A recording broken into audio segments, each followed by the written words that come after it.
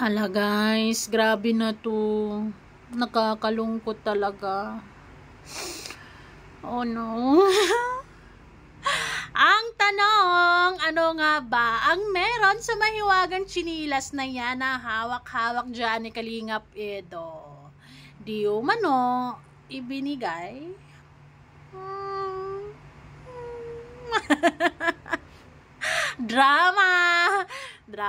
Madrama masyado ang mga person kasi malapit na ang birthday ni Beyonce. Kahit anong gawin nyo, hindi nyo mapipigilan ang pusong nagmamahal ng totoo. Ay, nako, nakakaloka. Anyways, bago ang lahat, don't forget to support and subscribe Kuya Val Santos Matubang at Aid na Vlog Kalingap Rap. At sa lahat ng Team Kalingap, syempre guys, salamat sa suporta at pagmamahal nyo sa aming mga Kalingap reactors. So ito na nga, ang chismis, ang chinilas na yan, di umano, ay ibinigay ni Kalingap Edo. Kanino? Ang tanong. Secret. Hindi. Kasi, paano sinabi nilang ibinigay yaan ni Kalingap Edo? Nung nakaraan, kung nakikita nyo dyan, diba? Kailan lang yan? Diba? Yun yung practice nila bago ang photoshoot. Yan at yan talaga na chinilas na yan, ang suot-suot dyan ni Kalingap Edo. So, how come na ibinigay yan? Diba? Posibleng parehas lang sila ng sleeper. It's a question mark. Ay, stay strong. Ay, bala kayo guys. Basta ako, malinaw at naniniwala ako kay Kalingap Edo 101%, 'di ba? Kasi kung puro tayo duda kay Kalingap Edo, paano natin mai-enjoy ang mga pasabog ngayong September 12? 'Di ba? Malapit na 'yan, kaya yung mga desperado at mga gustong masira ang EDSI, talagang gumagawa yan sila ng istorya, talagang gagawa yan sila ng mema lang.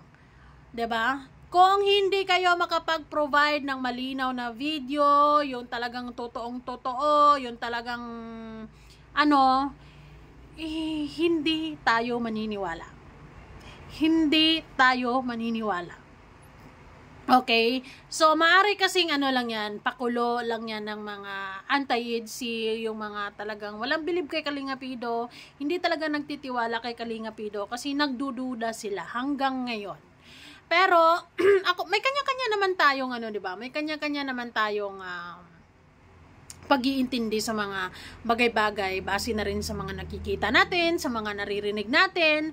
May kanya-kanya tayong pag-iintindi, 'di ba? We have our own understanding and observations, and matanda na tayo, siguro naman alam na natin yun. Basta ako, bilang isang EDSI supporter, bilang isang fan, ay nagtitiwala ako kay Kalingap Edo.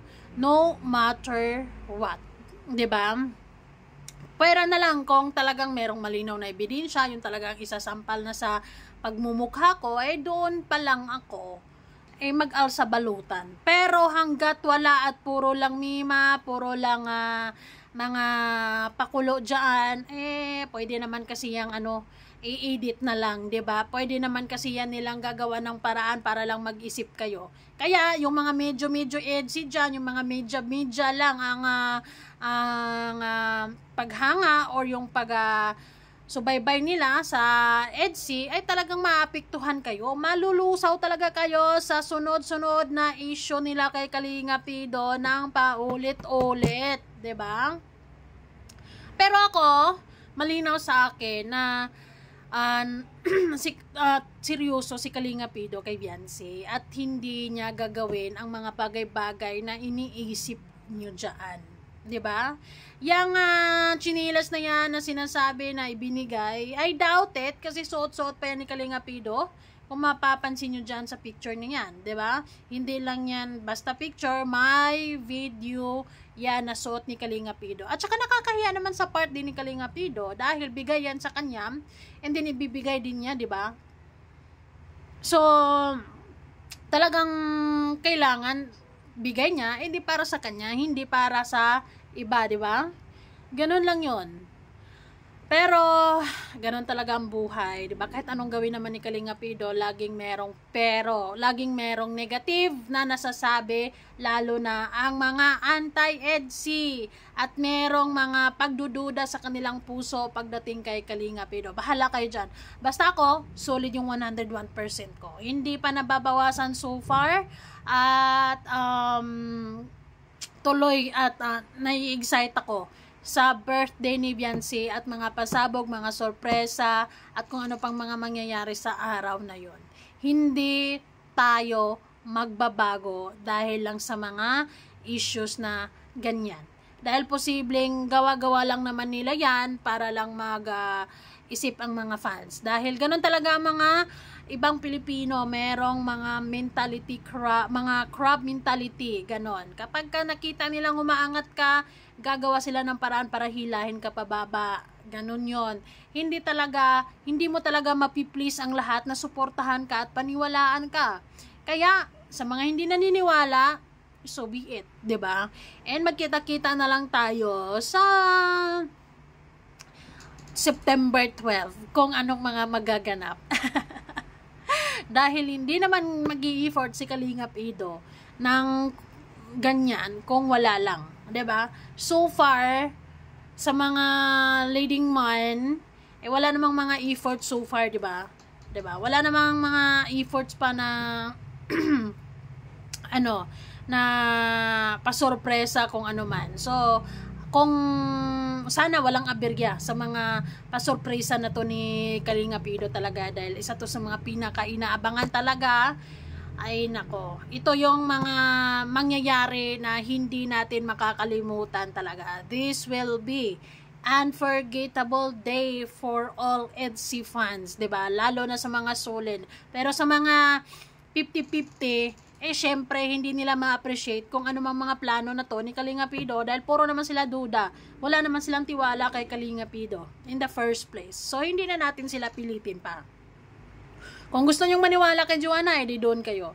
Ako, kay Kalinga Pido lang talaga ako nagtitiwala. Magtitiwala ako kay Beyonce sa mga choices niya because I believe na kaya niyang magdesisyon para sa sarili niya. At, alam mo yun, yung mga efforts na yun ni Kalinga Pido, hindi naman yun para para wala lang, 'di ba?